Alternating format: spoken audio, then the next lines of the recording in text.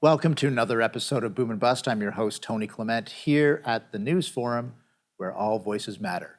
Is the oil and gas industry the unlikely dark horse winner in the quest for clean energy and net zero?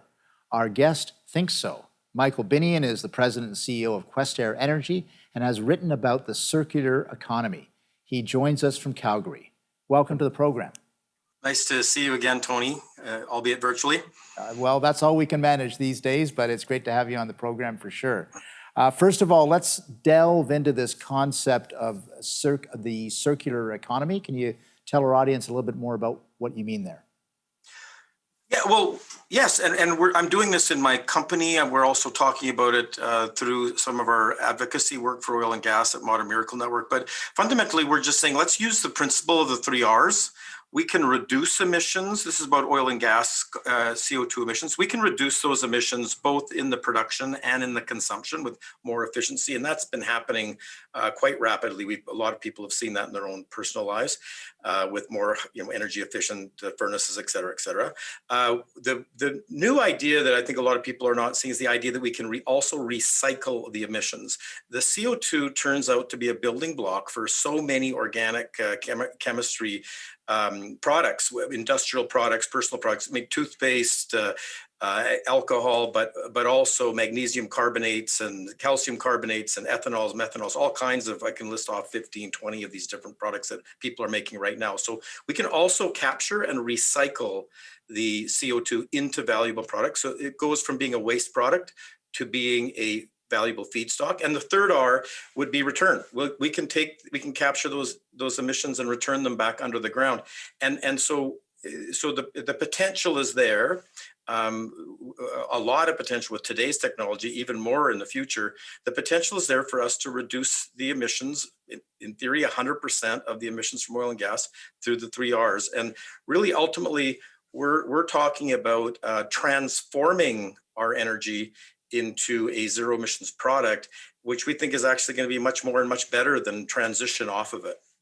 So how does this work? Does the technology exist to recycle the CO2, or is this still being worked on?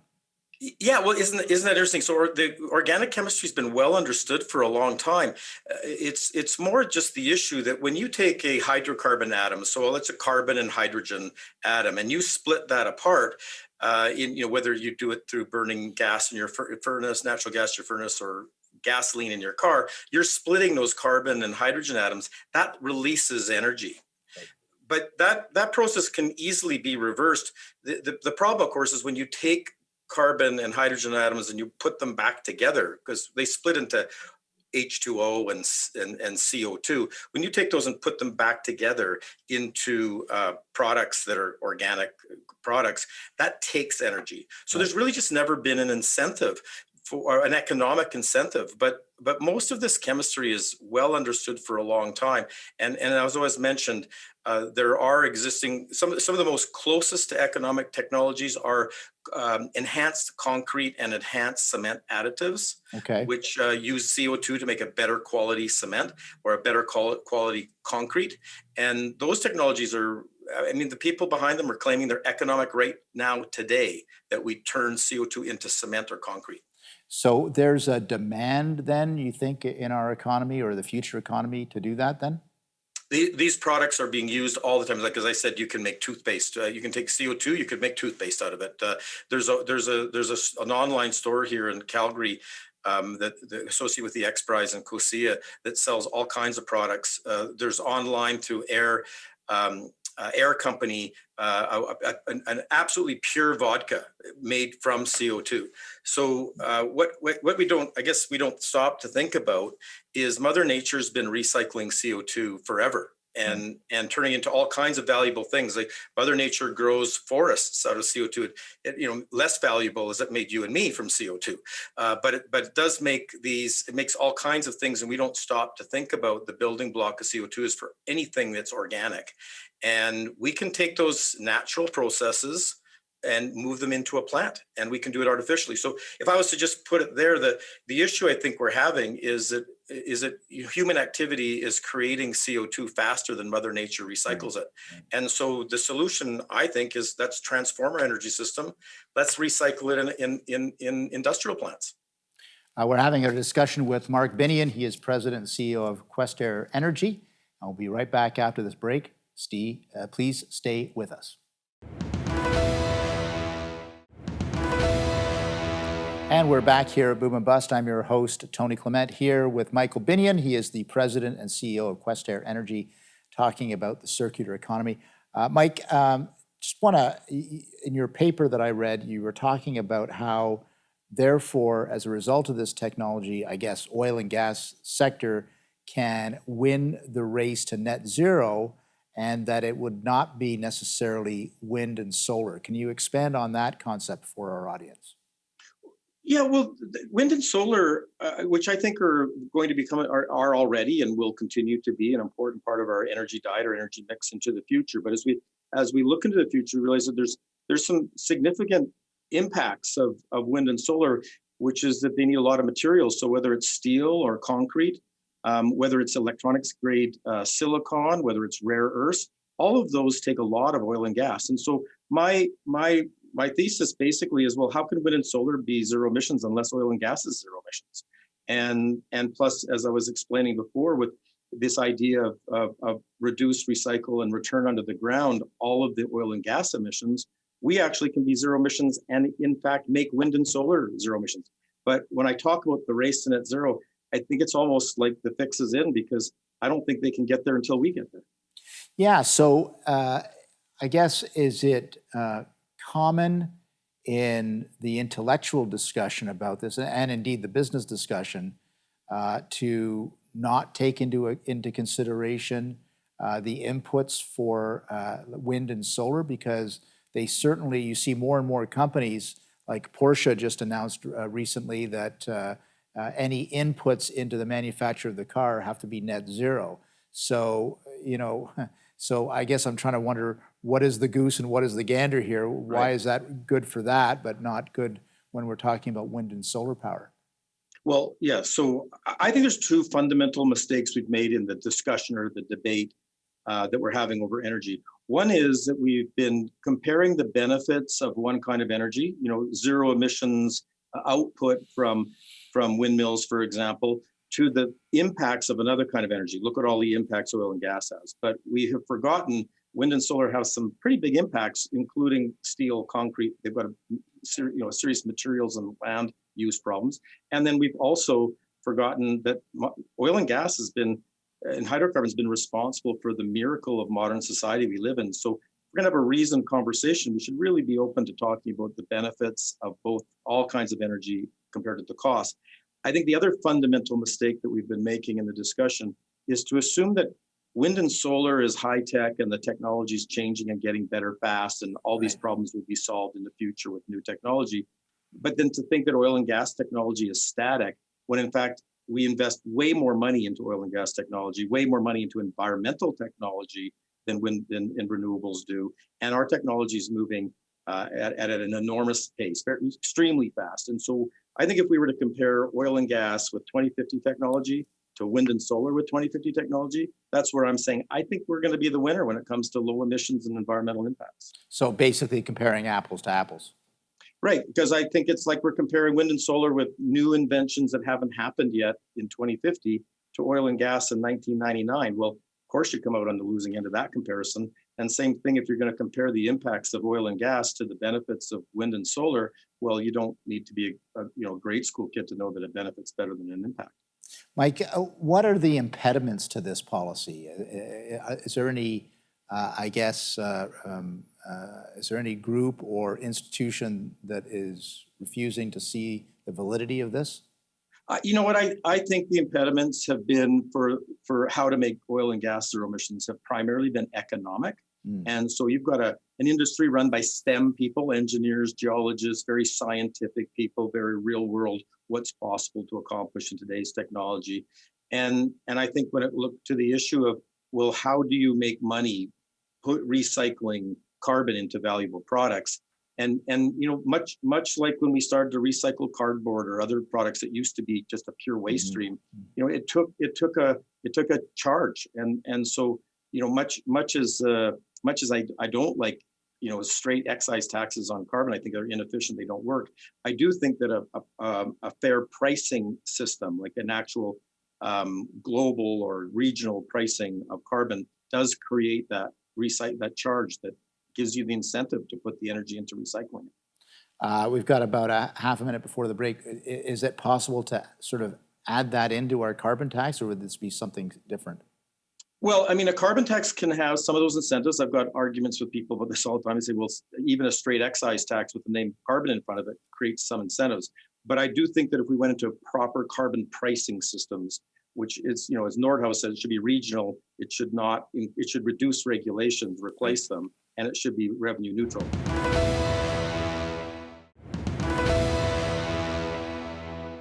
And we're back here at Boom and Bust. I'm your host, Tony Clement, here with Michael Binnion. He is the president and CEO of Questerre Energy, talking about the circular economy for it's a new term perhaps, but it's an important term.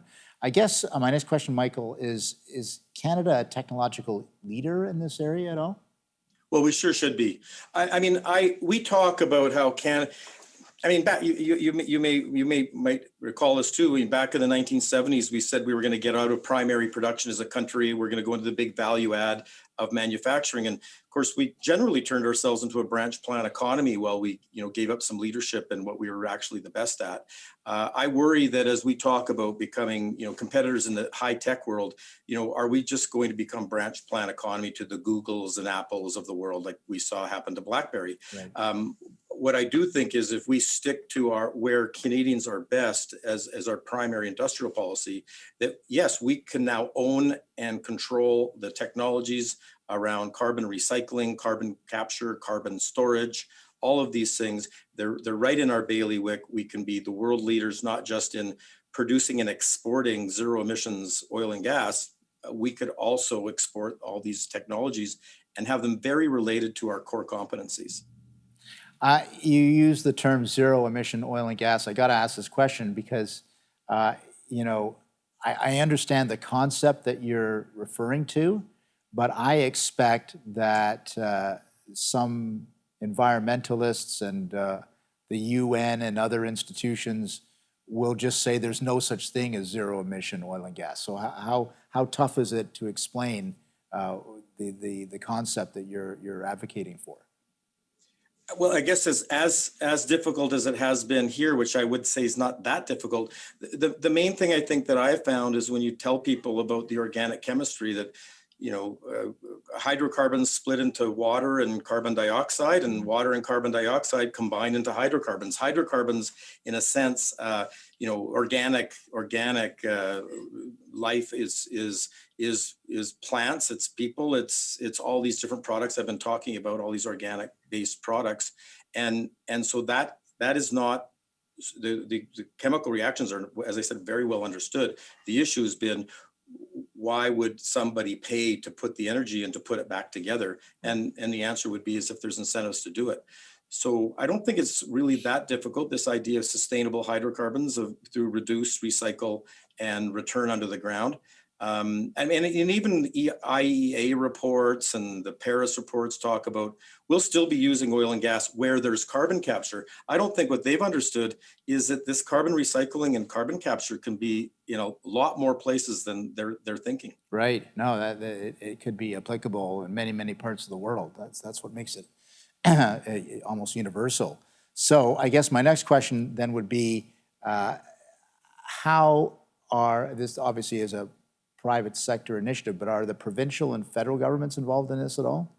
I can tell you that the Alberta government is, because part of this becomes the hydrogen economy too.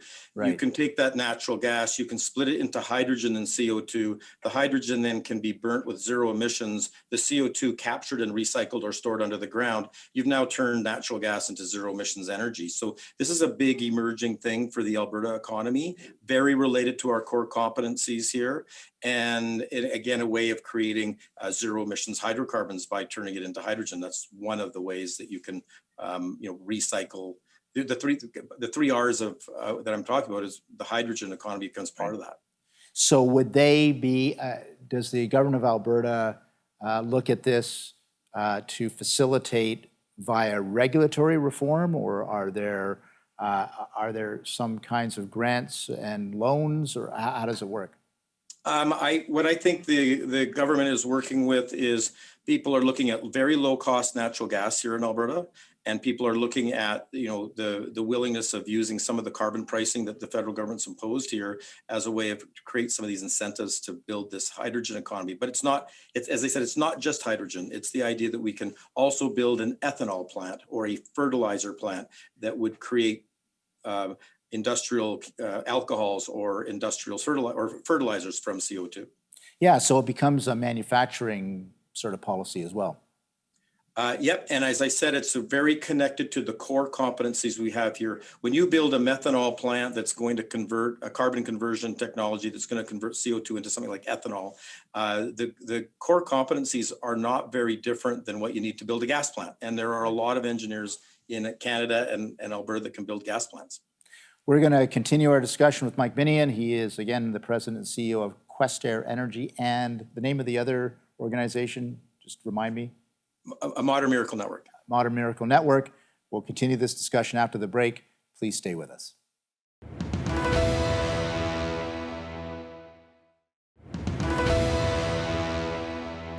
Welcome back to Boom and Bust. I'm your host, Tony Clement, here with Mike Binnion, President and CEO of Questerre Energy, and also involved in this Modern Miracle Network. So maybe explain the two of those. We were discussing it off air, but explain to our audience the difference between the two. So, Questerre Energy is a junior oil and gas company. We've got a couple of very large, giant discoveries in the world, both in what you refer to as tight rock, one in Quebec, natural gas.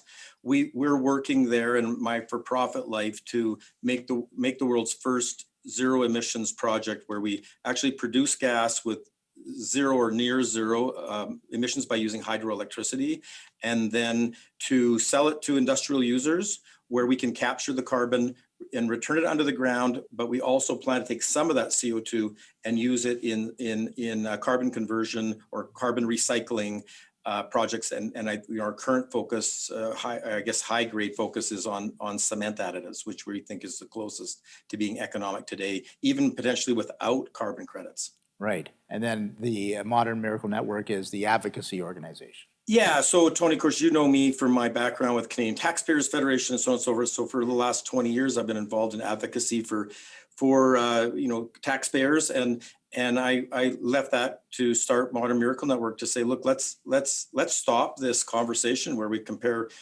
benefits to impacts. Let's actually have a reasoned conversation about our future energy choices and be respectful of the fact that, with the growing population, maybe 10 billion by 2050 and a more than doubling of GDP, that let's stop arguing about whether there's environmental challenges. There are. So that's where I'm saying, well, let's admit there's environmental challenges. Let's all work on a solution together. And that's where I said, well, let's just race to net zero. Quite frankly, it doesn't matter who wins. We all win if we work on these problems and solve them. And what's the reaction when you state it that way? Well, I find that people at first are taking a double take. What do you mean that you can recycle CO2 into valuable products? I've never heard of that. And as I said, it's well understood organic chemistry, but in our day-to-day lives, why would have we ever thought of that? And in our business lives, it never occurred to us to, have an energy balance where we're putting energy in as opposed to getting energy out. So, but I think with the environmental challenges that I think we're all recognizing are real, people are starting to turn their attention to this, as my company has. So what do you see as the next steps, Mike? The next steps, well, I think one of the things we want to do is be on shows like yours. And I would love it that Canadians understood that it is possible for us to have sustainable hydrocarbons that where we can get the emissions to low emissions or even theoretically zero emissions oil and gas. I think that's a new concept, but it's a very doable thing in my opinion.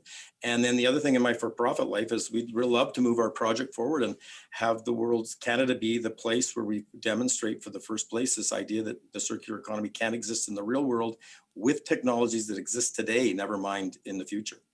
Yeah, and do you see this as maybe being something that could be marketed not only in Canada, but in other countries too? I think these carbon conversion technologies are going to be extremely interesting.